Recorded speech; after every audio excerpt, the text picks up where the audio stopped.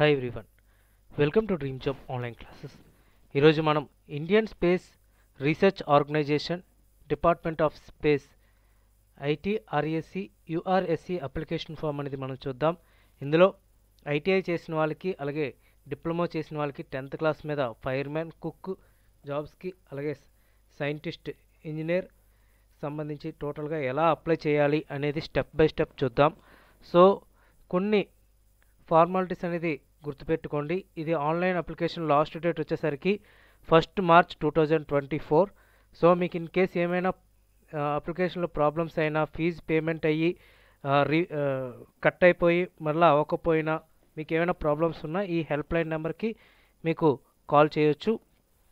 So మీరు first register అవ్వాలి, తర్వాత లాగిన్ అవ్వాల్సి ఉంటుంది. సో ఇన్స్ట్రక్షన్స్ అవి కూడా ఏంటి అంటే, మీరు ఇన్స్ట్రక్షన్స్ మెయిన్ తెలుసుకోవాల్సింది ఏంటి అంటే ఫోటోగ్రాఫ్, సిగ్నేచర్, అలాగే ఏ డాక్యుమెంట్స్ అప్లోడ్ చేయాలి ఇవన్నీ కూడా మీరు చూడవచ్చు.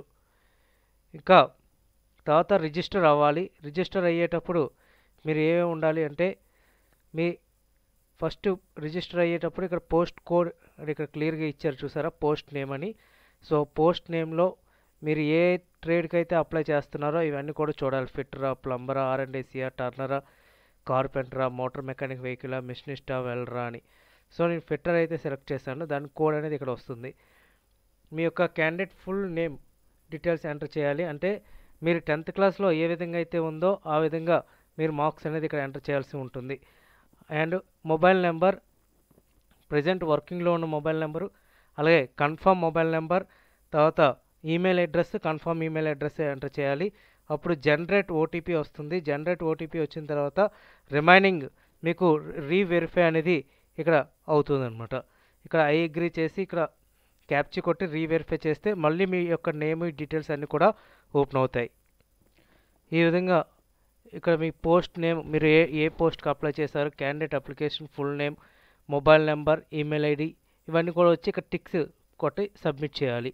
సబ్మిట్ చేస్తే మీకు నెక్స్ట్ ప్రొసీజర్ అంటే రిజిస్ట్రేషన్ అయినట్టు మీకు మెసేజ్ వస్తుంది. తర్వాత మీరు లాగిన్ అవ్వాల్సి ఉంటుంది. లాగిన్ అయిన తర్వాత ఇక్కడ పైన గో టు అప్లికేషన్ అనేది ఉంటుంది. ఆ గో టు అప్లికేషన్ అనేది క్లిక్ చేయాలి. ఆ క్లిక్ చేస్తే మీ యొక్క అప్లికేషన్ అనేది ఈ విధంగా లోడ్ అవుతూ ఓపెన్ అవుతుంది. సో ఇందులో మీ యొక్క ఫస్ట్ ఇక్కడ step 1 registration and profile creation, and next ఏంటంటే మీ యొక్క రిజిస్టర్ ఈమెయిల్ ఐడి, తర్వాత complete application form, online payment ఇవన్నీ కూడా చేయాల్సి ఉంటుంది. ఇందులో ఏంటి అంటే eligibility criteria, communication details, qualification details, తర్వాత డాక్యుమెంట్స్ అండ్ పేమెంట్ అనేది ఉంటుంది. ఇక్కడ అప్లికేషన్ నెంబర్ అనేది ఆటోమేటిక్గా జనరేట్ అవుతుంది. మీరు ఏ పోస్ట్కి అప్లై చేస్తారో ఇవన్నీ కూడా వస్తాయి. మీ జెండర్ ఏంటి, తర్వాత date of birth, and next ఇక్కడ డేట్ ఆఫ్ బర్త్ మీరు ఎంటర్ చేయగానే ఏజ్ అనేది వస్తుంది. ఇక్కడ nationality citizen of India, category వచ్చేసరికి ఓబీసీయా, ఎస్సీయా, ఎస్టీయా, యూఆర్ఆ అని చూసుకోవాలి. నెక్స్ట్ వచ్చేసరికి ప్రిఫరెన్స్ ఆఫ్ సిటీ, ఇక్కడ మనకు 3 ఆప్షన్స్ ఉంటాయి. ఫస్ట్ మనం ఏది కావాలంటే అది పెట్టుకోవచ్చు. మనకి ఆంధ్రప్రదేశ్కి విశాఖపట్నం అయితే ఇచ్చారు. సో మనకి దగ్గరలో చెన్నై కూడా ఉంది, హైదరాబాద్ కూడా ఉంది. మీరు అప్లై అయితే పెట్టుకోవచ్చు. అది మనకి ప్రిఫరెన్సెస్ అనేది మనం క్లిక్ చేసుకోవచ్చు. అండ్ నెక్స్ట్ తర్వాత person with minimum disabilities. So PWD క్యాండిడేట్స్కి ఏంటి అంటే ఇక్కడ ఎస్ కొడితే ఇక్కడ టైప్ ఆఫ్ డిజేబిలిటీ వస్తుంది, ఎంత పర్సంటేజ్ ఉంది. ఒకవేళ మీకు స్క్రైబ్ కావాలి అంటే ఇక్కడ స్క్రైబ్ అనేది ఎస్ అని క్లిక్ చేస్తారు, నో అయితే నో అనేది క్లిక్ చేస్తారు. అండ్ తర్వాత అప్లికేషన్ రీఫండ్ డీటెయిల్స్. సో ఇక్కడ క్లియర్గా ఇచ్చారు, do you want to the application fees to be refund in this original payment mode. So మీరు ఏదైతే పేమెంట్ మోడ్ నుంచి మీరు అప్లై చేస్తున్నారో, అంటే ఫీజు పే చేస్తున్నారో అదే అకౌంట్కి రీఫండ్ పంపించాలా, లేకపోతే వేరే అకౌంట్ డీటెయిల్స్ పంపించాలా అని ఇక్కడ అడుగుతున్నారు. ఒకవేళ ఎస్ అయితే మీరు ఇంకే డీటెయిల్స్ కూడా ఎంటర్ చేయాల్సిన అవసరం లేదు. ఒకవేళ నో కానీ అయితే మీరు ఎవరు అకౌంట్ హోల్డరు, బ్యాంక్ నేమ్ ఏంటి, బ్యాంక్ బ్రాంచ్ ఎక్కడ, bank account number, bank IFSC code, ఇది ఎవరికి ఉపయోగపడుతుందంటే ఎవరైతే నెట్ సెంటర్లో అప్లై చేస్తారో వేరే వాళ్ళ అకౌంట్ నుంచి మీరు పేమెంట్ చేస్తారో వాళ్ళకి మీరు ఓన్ డీటెయిల్స్ అనేది ఇచ్చుకోవచ్చు. ఇక్కడ ఎక్స్ సర్వీస్మెన్ డీటెయిల్స్ ఇవన్నీ కూడా మీరు పెట్టుకోవాలి. అండ్ ఒకవేళ స్పోర్ట్స్ పర్సన్ అయితే ఎస్ అయితే ఎస్, నో అయితే నో. అండ్ మీరు సెంట్రల్ గవర్నమెంట్ ఎంప్లాయ్ అయితే ఎస్ అయితే ఎస్, నో అయితే నో. అలాగే departmental candidates. So save and next అనేది క్లిక్ చేస్తారు. నెక్స్ట్ ఇంకా తర్వాత మనకి address, corresponding address, permanent address.